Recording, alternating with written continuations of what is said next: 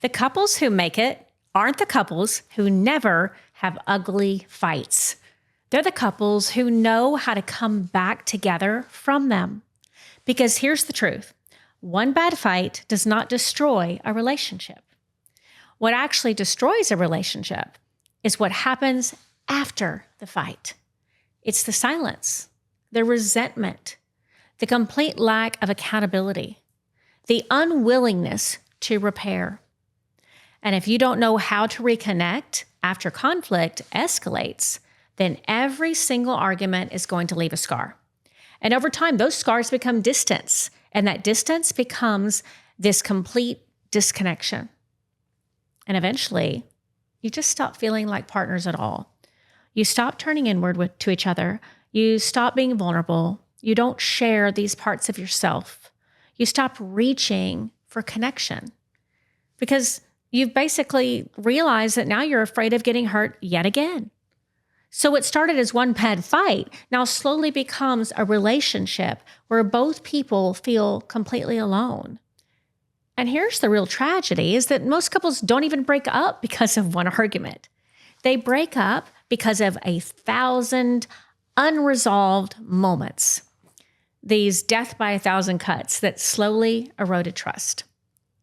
Now, the good news is that healthy relationships aren't built by avoiding conflict. Not at all. Conflict's inevitable. They're built instead by knowing how to repair after it. So I'm going to tell you a story, as I often do, about a couple that was convinced their marriage was over. They had had some brutal arguments, and they wanted to move into what we call discernment counseling to uncouple. Because they had both said things they regretted, and both people felt really hurt. They both felt totally misunderstood, and both people were waiting for the other person to make the first move. This is kind of where ego gets in the way sometimes. But anyway, days had passed, and neither one of them knew how to reconnect. What's interesting is that neither of them was actually even angry anymore. That had passed, but they were scared, even if they don't really admit that. It's the scared idea that the damage had been done. And then if they brought up this fight or argument again, it was going to start another fight. And then maybe this was just the beginning of the end. And what struck me most in that in working with them was that, both of these people are secretly hoping for the same thing. All they want is reassurance. All they want is comfort. They want someone to say, we're okay. We're going to be okay, honey. But neither person knew how to get there. And instead, they both stayed stuck in self-protection. And that is what happens after many bad conflicts. People mistake fear for anger, and they mistake hurt for indifference, and they mistake self-protection for not caring. We'll even shut down to try to protect ourselves, which makes you feel like this person doesn't matter. But instead, it's usually two people who desperately want connection, but they just don't know how to find their way back to each other. So what they eventually learn is something that every healthy couple understands, which is conflict does not break your relationship, but failed repair does. And the healthiest couples aren't the couples who never hurt each other. That's frankly impossible. But they're the couples who know how to heal the hurt after it happens. I'm Jenn Pinkerton, and if you haven't watched my videos before, please follow and subscribe because I'm a psychotherapist and I'm a connection expert. I specialize in relationships and I help people stop repeating the same painful patterns and start building healthier, more connected relationships where they thrive. So in today's video, I want to show you 3 simple steps that are going to help you repair after conflict that become especially intense or escalated. So first, how you regulate before trying to even reconnect. And second, how to take responsibility and ownership without becoming defensive, without doing the DDDEP I talk about. And the third is how to rebuild safety and connection after the fight is over. So lesson 1, we're going to regulate before we reconnect. The first thing you need to do is to take the time to slow down and regulate before repair or an attempt to repair. And one of the big mistakes couples make is trying to solve the relationship while they're still emotionally flooded, while they're activated. If your heart is racing, your mind is building a case against your partner, and you've been replaying everything that they did that hurt you, everything they did wrong, you're not ready for repair. You're still in protection mode. You're in survival mode. And this is important because when you are emotionally activated like that, your nervous system, it absolutely cannot distinguish between a relationship threat or an actual threat that depends on your very survival. Your body responds as if you're under attack. Your heart rate is going to increase. Your breathing is going to change. Your muscles are going to tense up, and your thoughts become more rigid, more final, and you stop trying to understand. Flexibility goes out of the window. You start trying to win. You stop trying to connect. You start trying to protect. And this is why people say things that they later really regret. And this is why people become defensive. This is why people shut down. And this is why people actually walk away. One of the biggest reasons that repair fails is because people mistake urgency for importance. They think we have got to fix this right this second, right now. But often that urgency is coming from this sense of anxiety, not from wisdom. And for some people, especially those that might have abandonment wounds, any separation after conflict feels absolutely terrifying. Now, for other people, especially those with criticism wounds, accountability actually feels unbearable. For some people, conflict immediately activates fears of rejection or fears of not being enough, not being chosen. And when attachment wounds like that become activated, then people often react to this old pain rather than just the current situation. So that's why the argument feels so much bigger than the actual issue itself, because you're really not just fighting about what happened right here, today, right now. You're fighting about every single unresolved wound that today's conflict touched. And this is why I often tell couples, regulate first, relate second. Give yourself time to calm your nervous system. Take a walk, journal, breathe, tap, listen to music, exercise, do whatever is going to help you return to a place where connection becomes possible when you are regulated and your nervous system feels good again and calm again. Because if you attempt repair while you're still activated, you often create an entirely different and additional argument instead of a resolution. If you want to better understand all these relationship patterns I'm talking about, your triggers, your attachment wounds, and ways that conflict basically impacts your relationship and your connection, I have created a free PRHI quiz. It's the Pinkerton Relational Health Index. And this is going to help you identify who you are, like what are your strengths and growth areas in your relationship, so that you know exactly what needs a little bit of attention. You can download it using the link that I'm going to provide below. Now, lesson 2 here. We're going to go back to talking about taking responsibility before you explain. So this second step is to do just that. I want you to own it. Take responsibility before you're going to try to give an explanation, because this is where a lot of couples get stuck. After a bad fight, people immediately want to explain why they reacted the way they did, why they felt the way they did. And sometimes there's a lot of deflection there too. But your partner doesn't need your explanation first. They don't care. They need your ownership. In fact, this is where many people fall into what I call the DDDEP. That's defending, denying, deflecting, explaining, and proving. Think about how often this happens. Your partner shares a hurt with you, and immediately you start explaining why they shouldn't even feel that way. You invalidate or dismiss their entire experience. You defend your intentions. You deny how they feel. You're not going to the feeling, you're caring about yours. And you deflect towards mistakes, and you explain why you reacted.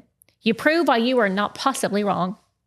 And the problem is that none of those responses are going to create connection. Actually, they're only going to create more distance. Defending says, let me tell you why I'm not wrong. Denying says, that didn't happen that way. Deflecting says, what about what you did to me? And explaining says, let me justify my behavior to you. Proving says, let me convince you that your experience actually isn't even accurate. But every one of those responses communicates the same thing, which is my need to protect myself is bigger than my desire to understand you. And that's why repair gets stuck. People don't calm down when they've spoken. They calm down when they feel understood, when they feel safe. And one of the most important distinctions that you can learn is the difference between intent and impact. And I talk about that often here. Your intent may have been harmless. Your impact may have been painful. Both can be true at the same time. You do not have to agree with every part of your partner's experience or feelings to acknowledge that their pain is very real. Instead of saying, that's simply not what I meant, try saying, I can see how that landed for you. Or instead of saying, you're taking it wrong, try saying, I can understand why that hurt you. Instead of saying, well, I only yelled because you did whatever, try saying, I shouldn't have raised my voice. And instead of saying, you made me shut down, by the way, no one makes us do anything. Try saying, I withdrew and I can see how that really impacted you. Because taking responsibility doesn't mean you're going to take all the blame. It means you're taking ownership of your part. And accountability creates safety far, far faster than defensiveness ever will. All right, the last lesson, and this is rebuilding our safety through using repair. We're going to intentionally do this. Many couples think that the fight is over once the yelling stops, but it's not. The fight is over when both people feel emotionally reconnected. That means validating your partner's experience. That means acknowledging the hurt. It means offering reassurance and reminding each other that you are on the same team. But here's where most people actually miss that deeper level of work. They just focus on what happened instead of understanding what was felt. One of the biggest mistakes that couples make is trying to solve the event instead of understanding the emotion. The event is rarely the deepest issue. It's surface level, it's secondary. There's something primary here. The feeling is. If a wife says, you didn't text me all day long, and the husband just hears this complaint about texting, what she might be saying is, I don't feel important to you. And I don't feel prioritized. I don't feel connected to you. And maybe he says, well, you never listened to me. And his wife hears criticism. But underneath that statement, maybe there's this sense of, I don't feel understood. I don't feel respected or appreciated. I don't feel like I matter. The complaint is usually just the doorway. That's where I want you to walk through. The feeling is the destination. And if you stay focused on just the complaint, you'll argue. If you get to the feeling, you'll connect. This is why I tell couples to become detectives, not lawyers. Lawyers prove and explain their cases. Detectives seek to understand. And when your partner is describing the conflict, I want you to ask yourself, what are they actually feeling? Is it rejection? Is it abandonment? Is it being dismissed or being controlled? Do they feel criticized? Do they feel unimportant? Do they feel alone? Or the big one, what story in their head are they telling themselves about me? What wound might have been activated? Because most conflict is not about the issue. It is about the meaning attached to that issue. And when you learn to go to the feeling and repair becomes possible. Questions like, what was that like for you? What hurt the most about that? And what did you need from me in that particular moment? What story were you telling yourself about me? Those questions are going to create this emotional intimacy that's probably really missing because they communicate, I want to understand your experience. Sometimes repair sounds like, I'm sorry for how I handled that. I missed the boat completely. I can understand why that hurt. Or I don't want us to be enemies. I love you. I want us to figure this out together. I can see how that made you feel or how that made you feel alone. I can see how that felt dismissive. I can see how that would make you question whether I was there for you. So the goal is not perfection. The goal is reconnection, because what creates security in a relationship is not the absence of conflict. Again, it's the confidence that when the conflict does happen, both people have the emotional safety and the ability to repair, to find their way back to each other. Healthy couples aren't couples who never have bad conflicts and bad fights. They're couples who know how to repair after them. They know how to own their part. They know how to get curious. They know how to go to the feeling and how to validate. And they know how to reassure. And most importantly, they absolutely know how to remind each other that the relationship matters more than whatever it is that they're arguing about. Because conflict might be inevitable. Disconnection is not. And every successful repair sends this very powerful message that we had a hard moment, but we were stronger than that moment. And over time, those repairs become this very foundation, this backbone of trust. And trust becomes safety. And then safety becomes vulnerability. And vulnerability becomes intimacy. And intimacy becomes this very connection that every single relationship is searching for. So if you found this helpful, listen to my next video, because then I'm going to break down what I think are the two most common patterns that destroy this connection during conflict. And that would be defensiveness and shutdown. Because many people think that they have, again, this communication problem, when what they really have is a protection problem.